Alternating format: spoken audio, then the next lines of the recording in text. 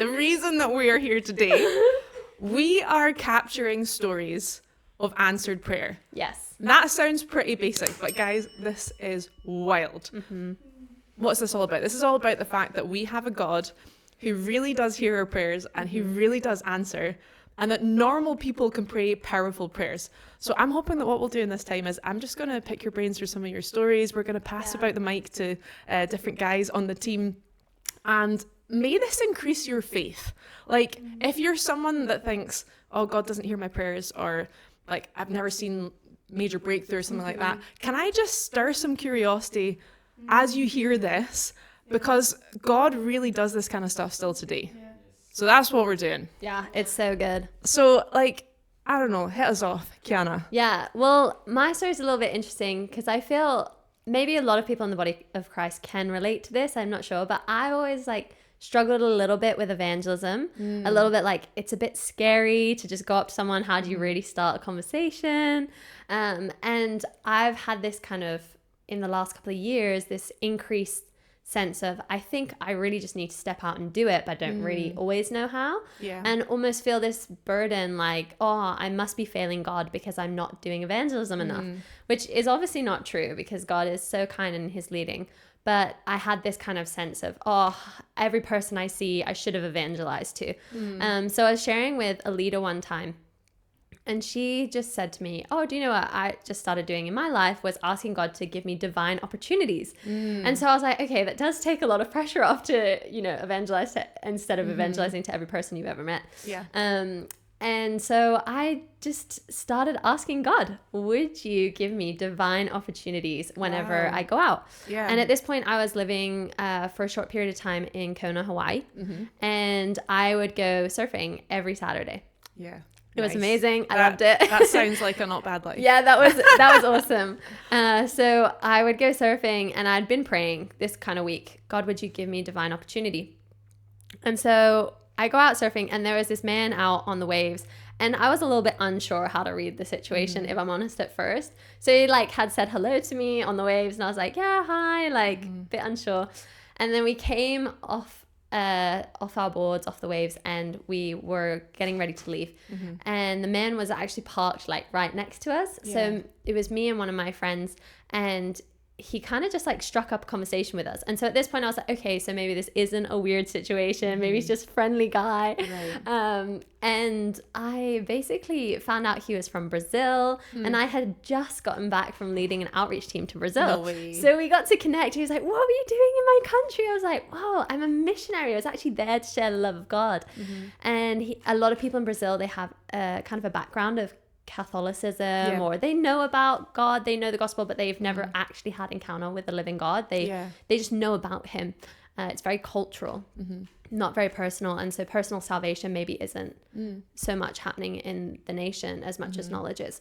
And so we got to share with him about the gospel and just a little bit about like who Jesus was. And then he was like, oh my gosh, like you were telling me about this, and we're like, do you want to give your life to the Lord? And he was like, yeah, I do. I want to make him the Lord of my life. And so, it was so cool because I'd been praying, and it was like, I was surfing. I was like the most chill I could possibly be. There was no burden on my shoulders.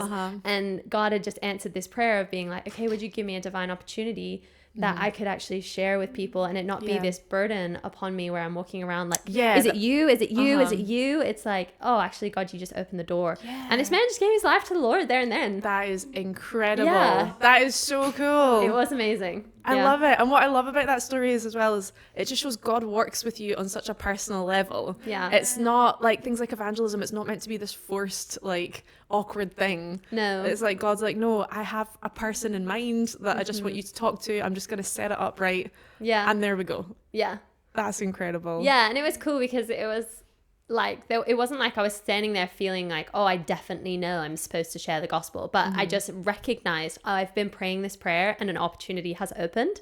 And so I'm going to kind of push a little and see what happens versus being standing there and like hearing the audible voice of God, go and tell that person the gospel. And so it was really cool that God was so personal in that way to me, because I've been asking, but then also to this person who needed to hear the gospel. That's so good. Do you know what? Your story just reminded me of a time when I think I was like 18, I was, you know, I'd been in YWAM as well, and I was traveling, I was in an airport, and I was kind of having a moment where, maybe similar to you, I was like, oh, I don't feel like I've had those big moments where, you know, I've really got to minister to a stranger or share the gospel or like, you know, step out in faith like that. And I was praying and I was like, okay, God, is there any way that I could bring a message of encouragement, whether it's, you know, leading them to the Lord or whether it's just like what they need to hear in the right time. I was like, God, would you use me to do that?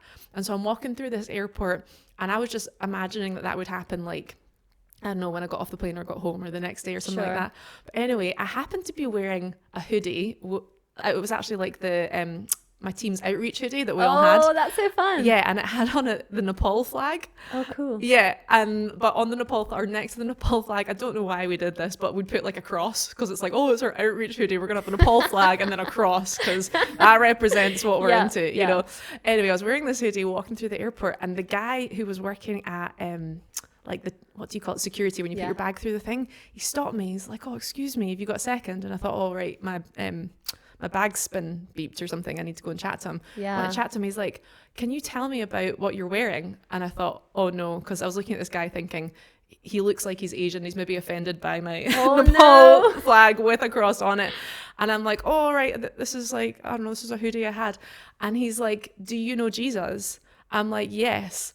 And he's like, I do too. I'm from Nepal and I'm a Christian. Oh and my gosh. He goes, I was just asking the Lord, is there any hope for my nation? And you showed up wearing that hoodie. Oh my goodness. And I'm like, wow. wait a second, what? And we had this amazing chat and it was really great.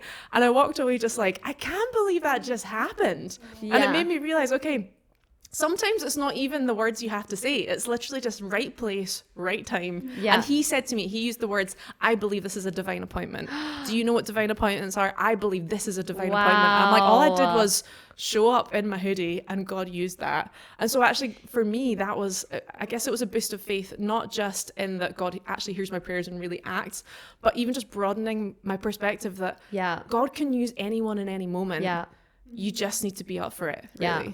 So that's so true. I love that. Gosh, that's so encouraging. I know. It's the simple and the small things. It doesn't have to be these like grand things, but it's in the everyday, the mundane. And I suppose my question would be, are we expectant that God really wants to set us up for moments like that? Yeah. Or are we just sitting back being like, oh, that'll never be me? Yeah. So. And are we ready when those moments come? Mm-hmm. Do we look for them? Yeah. Mm. Yeah. Do we grab onto opportunities when they come up? Yeah, that's really good. No, that's great. Brilliant. Well, thank you for sharing that. My pleasure.